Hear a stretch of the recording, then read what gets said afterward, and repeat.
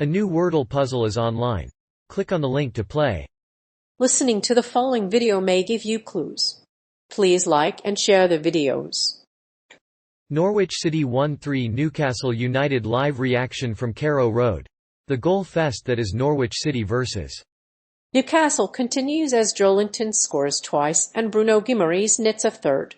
The two strikers are proving to be very potent attacking options for the Magpies, who are on the verge of a big season. Read on to see who else scored, why Joelinton scored twice and what other players said after the match. Joelinton scored twice. Brazilian striker Joelinton scored twice in his 100th Premier League game. Joelinton's first goal came inside the first half, and his second followed in the 65th.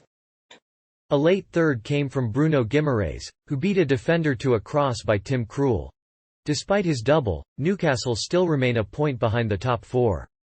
Newcastle manager Eddie Howe praised both players and their efforts went Newcastle to 9th place, their highest finish since November 2012. In contrast, Norwich City are currently bottom of the table, with just 5 points.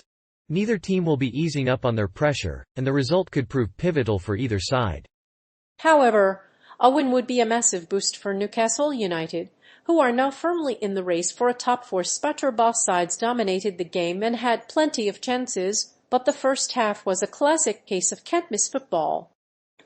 While Norwich had some chances, their efforts were largely wasted. Newcastle dominated the game and made little impact on the match's outcome. Despite the defeat, Neil Warnock's side remain in the Premier League for the third consecutive season. The Magpies now have 5 games left, and there is a chance for them to win the title. Bruno Guimaraes scored third. The Brazilian winger scored the third goal in the match after he received a pass from Tim Krul. Guimaraes then lifted the ball over Krul with classy precision.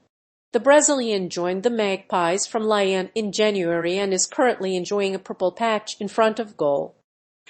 He earns COVALENTP1S120K per week. Newcastle have 10 points in the table after 14 games, while Norwich have 10 points. The visitors were 2-0 up after only 5 minutes of play and were still in control. Joelinton scored the opening goal when Norwich failed to clear his low cross. Guimaraes doubled Newcastle's lead shortly after the break. Newcastle moved up to 9th place in the table. The Brazilian was serenaded at full-time by the home fans, who had unveiled a banner before kick-off to mark the Brazilian's 100th top-flight appearance. So Joelinton, making his 100th Premier League appearance, opened the scoring in the 35th minute. He doubled his lead just before halftime. A clever slide rule pass from Bruno Guimaraes set him up for the third goal. The win was the Magpies' first home victory at Carrow Road since January 1994. With the win, Newcastle are 8 points behind leaders Manchester City and Tottenham Hotspur in the Premier League. Pukki scored all 4 of Norwich's goals against Newcastle. The midfielder has now scored all 4 of Norwich's Premier League goals. Before this game, he had hit the target on 3 of his previous 4 shots, so he must be happy to have found the net yet again. But he must be able to get a better response from his team against Tottenham Hotspur and Newcastle United. Newcastle will have to find a way to cope with Norwich's intricate attacking play and elicit a better performance from his team. The early goals were a real contrast to the two sides, and there were a few moments when they lacked the same class. In the 9th minute, Clark pulled back Pukki from a header and was sent off. This prompted a penalty for Norwich and was awarded after a VAR check. Despite the penalty, Norwich were rather ponderous in possession and created fewer chances to score. Their best chances came from Joelinton's strike from 25 yards and Wilson's left-footed effort inside the Norwich box. Bruno Fernandes poked fun at Bruno Fernandes after a goal. Manchester United's Bruno Fernandes has been the subject of mockery from Newcastle United fans after the Portuguese striker's infamous tweet about the game. The mistaken draw saw Manchester United being drawn against Villarreal, a team that is barred from participating in the Champions League. Fernandes poked fun at the goal and was criticised heavily by Newcastle fans after the match.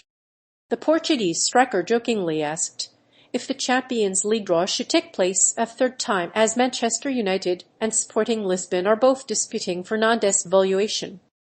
He is said to enjoy winding up his teammates and was caught on camera joking about the situation. Whether Fernandes is being facetious or attempting to make fun of his own player is hard to say, but it is clear that the Portuguese forward is having fun with the situation. A report in Portuguese outlet A Bola suggests that the midfielder is almost certain to leave Sporting, and that he is a top target for Tottenham. Although Tottenham have made a bid over 60 million, Sporting are refusing to make any compromises on the price and will have to pay another £50 in the summer to secure his signature. Burnley most likely to be saved from relegation. As a team, Burnley most likely to be saved from a relegation? The Clarets have been in the relegation zone for the past 3 seasons, but have remarkably avoided relegation on 2 previous occasions. Last season, Sean Dyche's side finished 16th and spent much of the season hovering around the relegation zone. The scare the season was even worse, and a late season win streak was enough to secure their Premier League safety since Dyche arrived at Turf Moor. Burnley have spent long periods in the relegation zone. Having been in charge for a decade, he has been the most successful Burnley manager in Premier League history. Burnley have now sacked Dyche after a turbulent period in the club's history.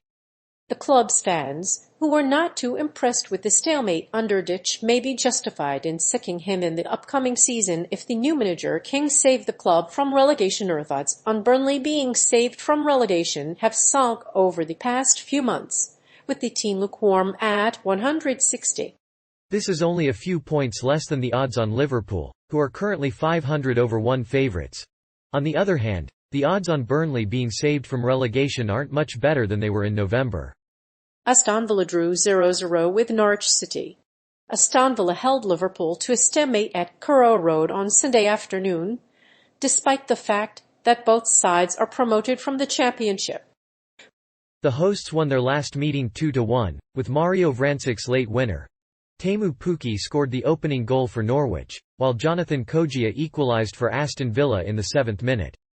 Norwich have won 4 of their last 5 games, but have dropped 2 of their last 3 in top-flight matches. Norwich have not scored in 4 Premier League matches this season, and are the only side in the top flight without scoring double figures. The Canaries have scored just 8 goals all season, while allowing just 32. Of those 32 goals, 12 have been conceded at Carrow Road. So it is possible for Norwich to draw with Aston Villa this weekend, but they need to score 3 or more to beat Norwich City. Norwich City's first Premier League goal since February.